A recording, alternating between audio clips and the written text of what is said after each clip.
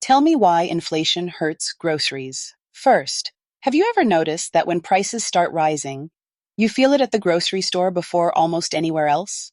Before your rent changes, before your subscriptions go up, before big purchases even cross your mind. It's the milk, the eggs, the bread, the things you buy every single week.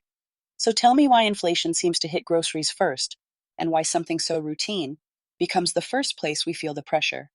Inflation, at its core, simply means that prices are rising over time. But not all prices rise at the same speed. Some things move slowly, and some things respond almost immediately. Groceries fall into that second category because food is part of a fast moving system. Think about it. Most of what you see in a grocery store is perishable. Milk expires, produce spoils, meat has a short shelf life. That means stores can't just sit on inventory and wait for better conditions. They have to keep restocking constantly. And every time they restock, they're buying at the current price. Not last month's price, not last year's price, today's price. So if anything in that supply chain becomes more expensive, even slightly, it shows up quickly on the shelf, and that supply chain is longer than it looks. It starts at the farm, where farmers are dealing with the cost of feed, fertilizer, water, fuel, labor, and equipment. If fuel prices rise, it costs more to run tractors. If fertilizer prices rise, it costs more to grow crops. If labor becomes scarce, wages go up. And all of that adds pressure before the food even leaves the farm. Then comes transportation. Food has to travel, sometimes across states, sometimes across countries. Trucks, ships, refrigeration systems, all of it depends heavily on fuel and energy. So when gas prices rise, the cost of moving food rises too. And because food can't sit still for long, it has to move no matter what it costs. Then there's processing and packaging. Food often needs to be cleaned, cut, preserved, sealed, labeled, and stored.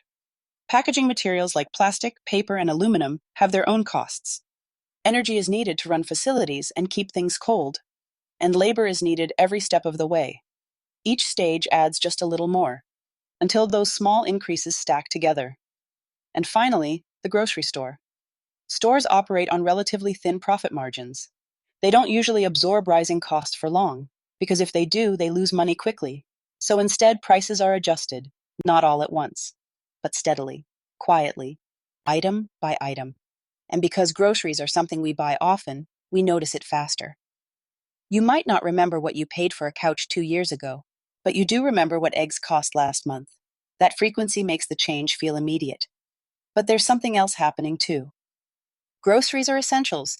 You can delay buying a new phone, you can postpone a vacation, but you can't stop eating.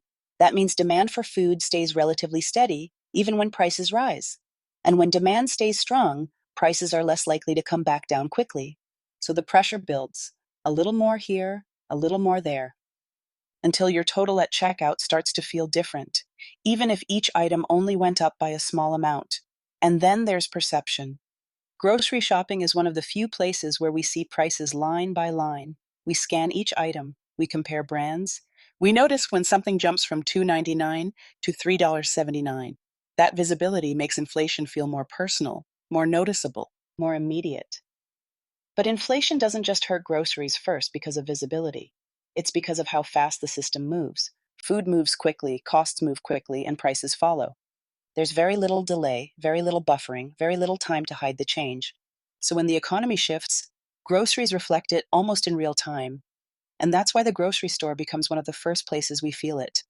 Not because it's the only place prices are rising, but because it's the place where change shows up fastest, most often, and most visibly. So the next time your grocery bill feels a little higher than expected, it's not just about the store. It's about the entire journey that food took to get there, from soil to transport to shelf, carrying every small cost increase along the way. And that's why inflation hurts groceries first.